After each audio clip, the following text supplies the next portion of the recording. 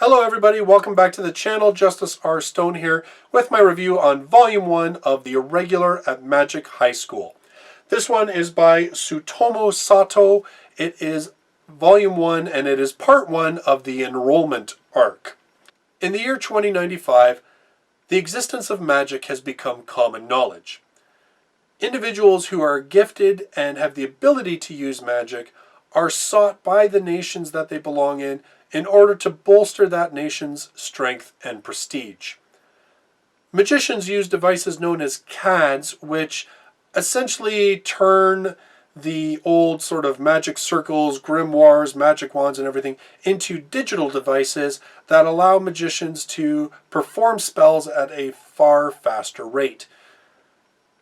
This particular story focuses on First Magic High School in Japan. Now in Japan there are 9 magic high schools associated with the Central Magic University.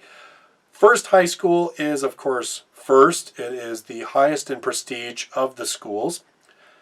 In the school it has 2 courses. Course number 1 is for the students that have the highest aptitude, and course number 2 are for those students who have less aptitude than those in course 1. Story focuses on siblings Tatsuya and Miyuki Shiba.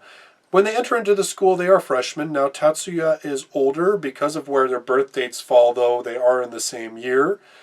Tatsuya has been placed in Course 2, and Miyuki has not only been placed in Course 1, but is actually the top of the freshman class in Course number 1. Book 1 serves as an introduction to the hierarchy and functions of First Magic High School. So we have students that are in Course 1, who are the students with a higher aptitude, and we have the students that are in Course 2 that, based on their entrance exams, are determined to be of lower aptitude than those in Course number 1.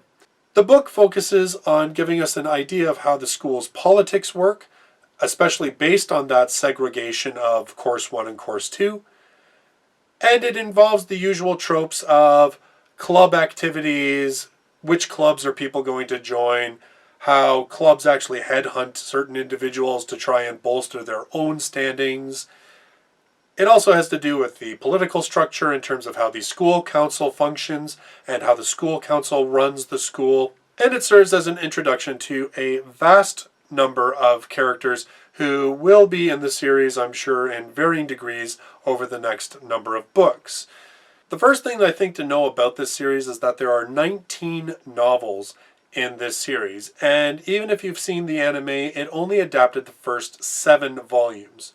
Aside from the CADs themselves, this idea of the CADs and how they function and how magic works in the society, outside of that, there isn't a lot here that's incredibly original. We have a harem starting around Tatsuya. We have the bullies because they're in Course 1 and they think they're better than everybody else. We have the clubs and the school activities, and this is very much a slice of life / harem type story in volume number 1. Now, having seen the anime, I know that there is a lot more to this world and that it starts getting into far larger geopolitical structures and so forth. So it does expand a lot, but this first volume is a really basic introduction to the story and to the world. The one thing that you might find a little bit icky about this is Miyuki and Tatsuya's relationship seems to go just a little bit too far beyond that boundary of sibling love. Now, this is something that we do see in anime and in manga and in light novels, so it's not something genre-wise that is probably going to be too that shocking, but you should know that it exists. And the other thing, though, the one thing that I was kind of interested in about it is that there is a hint in this book that there's a reason for it, at least from Miyuki's point of view. And so I'm interested to see what that backstory reveals about them. The other thing about this particular book, about this translation, is that I found the writing was a little bit clunky. When I say that, it didn't flow in a way that it kept me engaged all the time. There were times that words were used in a certain way, sentences structured in a certain way, that really separated me out of the book, and that I had to sort of pause and reread it because the way the words were arranged it made it harder to kind of get through and make sense of what they were trying to say. And again, because this is a book that is translated from Japanese, it's hard to know if that's the fault of the original author, if that's the fault of the translator, or if that's the fault of a editorial decision to stay truer to the Japanese translation instead of doing more of an adaptation that would give the same meaning but would provide a better flow. So those are some of my initial thoughts on this book, The Irregular at Magic High School.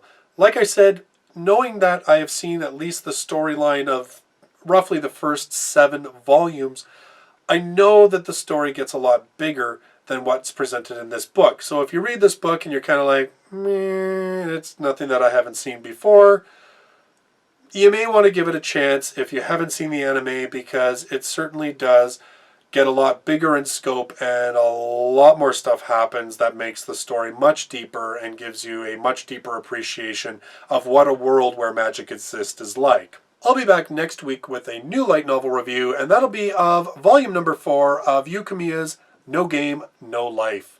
Pretty excited for this one. I've enjoyed volumes 1 through 3, but this is where the story starts that I have no idea what's going to happen because the anime only adapted volumes 1 through 3, so this was not included in the anime adaptation. So I'm pretty excited to see where the story goes now that I have no idea about what's going to happen. So that'll be my video for next week. I will hope to see you there. Thanks very much for watching this one. Until next time, bye-bye for now.